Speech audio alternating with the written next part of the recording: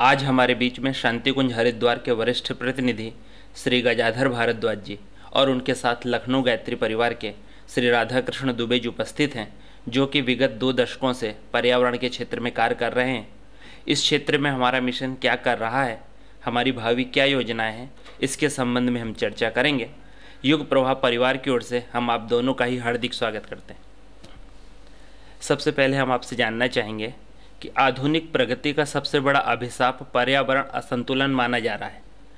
हमारे ऋषियों ने पर्यावरण को अध्यात्म के साथ गूंथ करके ऐसी व्यवस्था बनाई थी कि पर्यावरण और प्रकृति को देवता के रूप में पूजा जाता था, इसका संतुलन निरंतर बना रहता था। तो ऋषियों ने यह कार्य किस प्रकार संभव कर दिखाया था, इस संबंध में आप कुछ प्रकाश डालेंगे। ऋषियों ने उसका एक ऐसा क्रम बना के रखा हुआ था कि पृथ्वी पर जो पानी है वो सुरक्षित रहे और वो गंदा ना होने पाए, और पानी को साफ़ सुथरा रखने के लिए हमें जो कर्म करने हैं वो कर्म बराबर करते रहे। जैसे लोग तालाब में कपड़े नहीं धोते थे, बाहर कपड़े अपने पानी ले जा कर के धो लिया करते थे। जानवरों को पानी पिलाने का पोखर बिल्कुल अलग हुआ था, पीने के पानी का पोखर बिल्कुल अलग हुआ करता था। उसी तरह गांव के चारों तरफ ऐसे वृक्ष लगाते थे जिनको देव वृक्ष कहते हैं, और उन देव वृक्षों में चिड़िया अपना घोंसला रखती थी, वो कलरव करती थी। तो इस प्रकार धर्म के साथ में जोड़ करके उन्होंने ये सारे जो पेड़ पौधे हैं उन सारे पेड़ पौधों की वो बराबर सुरक्षा बना के रखते थे। ये ऋषियों का एक अपना एक अनवरत क्रम था, और पूरे गांव के लोग जो हैं वो उसको उस पर चलते थे और उनकी सेवा करते थे। कोई आदमी इन वृक्षों को कोई काटता नहीं था, सूख जाने के बाद ही उनका उपयोग करते थे। पर्यावरण असंतुलन हमें मानसिक और शारीरिक रूप से किस प्रकार प्रभावित कर रहा है? इनसाइड तो आदमी बहुत बढ़िया बना लेता है, लेकिन आउटसाइड में जब उसकी निगाहें जाती हैं या आउटसाइड जब वो निकलता है तो कहीं ना कहीं हरियाली पत्ती होती है, ना कहीं कोई ऐसा पानी का जैसा कोई हल्का फुल्का कोई अपना फव्वारा बना ले, या कोई ऐसा झरना सा बना ले, या सुगंधित पौधे लगा दे, और पूरब की तरफ छोटे पौधे लगा दे, पश्चिम की तरफ बड़े पौधे लगा दे। तो जिधर उसकी निगाहें जाएं उधर में उसको हरियाली दिखाई पड़ना चाहिए। उस हरियाली के अभाव में, जैसे पृथ्वी के ऊपर 33% वो हरियाली के लिए बात वैज्ञानिकों ने बताई है, उसी प्रकार जो आपका घर है वो भी कम से कम बाहर का जो हिस्सा है 33% वो हरियाली से भरा हुआ होना चाहिए। तो उसमें जो सूरज की किरणें पड़ती हैं, सूरज की किरणें करीब 67% सूरज की किरणें हरियाली के द्वारा सोख ली जाती हैं। अब 32% ही किरणें वापस जाती हैं। जब सोखने वाला कोई नहीं होता तो वहाँ का माहौल भी गर्म हो जाता है और वो आदमी को अपसेट करता है।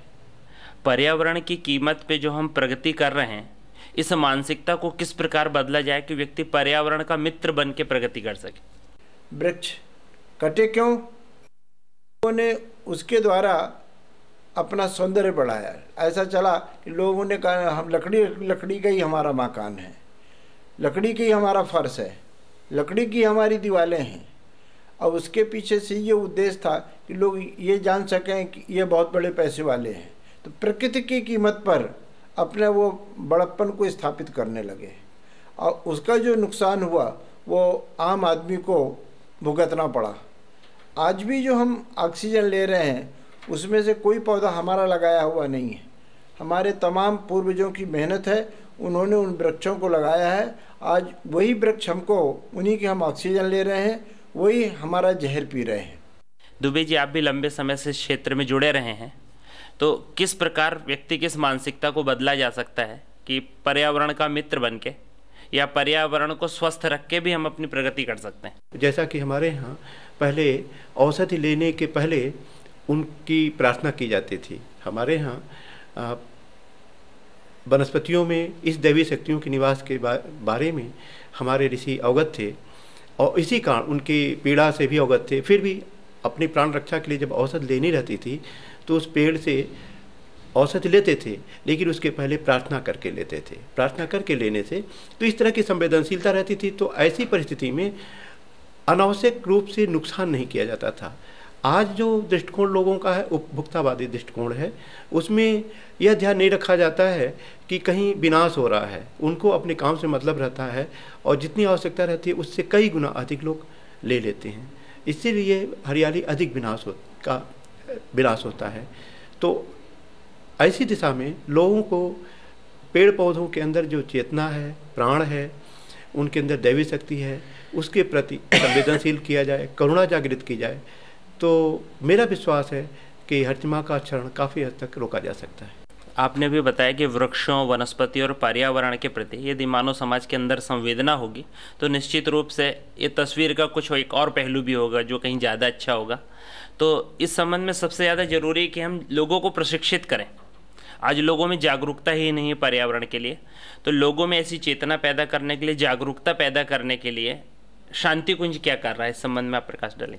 अपने जो 1 महीने के शिविरार्थी आते हैं, उन 1 महीने के शिविरार्थियों का जो पहला प्रशिक्षण दिया जाता है बागवानी में, वो ये दिया जाता है कि जो आप ऑक्सीजन लेते हैं या जो जल आप पीने के काम में आते हैं, ये कहाँ बनता है, कैसे बनता है, इसको सुरक्षित कैसे करें, और साथ ही साथ ये इसके लिए, इसकी उन्नति के लिए आप क्या कर सकते हैं।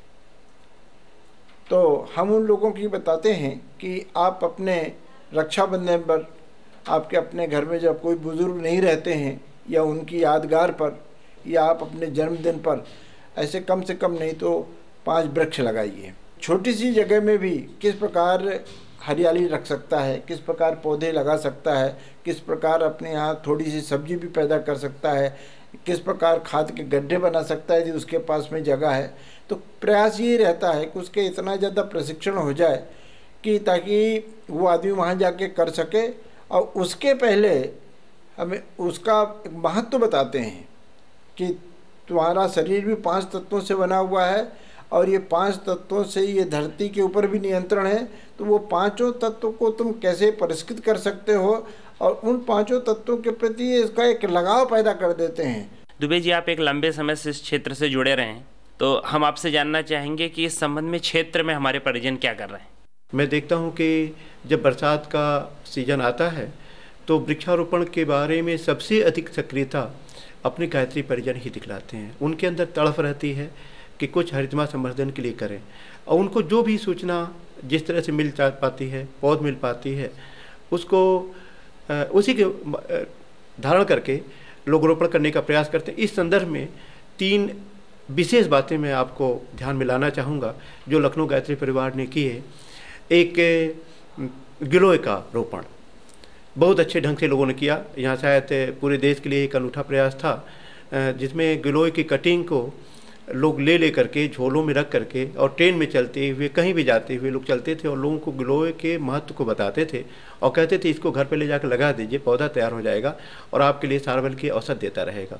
इस तरह से बहुत सारे पौधे लगे, मैं समझता हूँ लाखों गिलोय लग गई होगी इसके माध्यम से, इस तरह से कटिंग के माध्यम से। दूसरा, एक टिश्यू कल्चर के केले का पौधे लगाने का अभियान चला।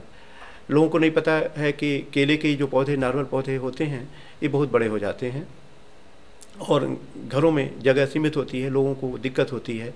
केले के बारे में बहुत ज़्यादा लोगों को भ्रांतियाँ हैं। उत्तर प्रदेश का उद्यान विभाग ने टिश्यू कल्चर के बहुनी प्रजाति के पौधे तैयार किए हैं जो मुश्किल से 1.25 मीटर 1.5 मीटर के होते हैं। वो पॉलीथीन की थैली में होते हैं, 5 रुपये कीमत होती है। उन पौधों को अपने गायत्री परिजनों ने घर घर पहुँचाया। वे इतनी उत्कृष्ट कोट के पौधे हैं कि मुश्किल से 12-13 महीने में फल देना शुरू कर देते हैं। अगली बार वो 1 महीना और उनकी साइकिल कम हो जाती है, 11 महीने फल देते हैं, फिर अगली बार 10 महीने फल देते हैं, बहुत ही अच्छा फल देते हैं। तो इस तरह के कुछ अभिनव अभियान हमारे परिजनों ने चलाए हैं जो वहाँ पर चल रहा है।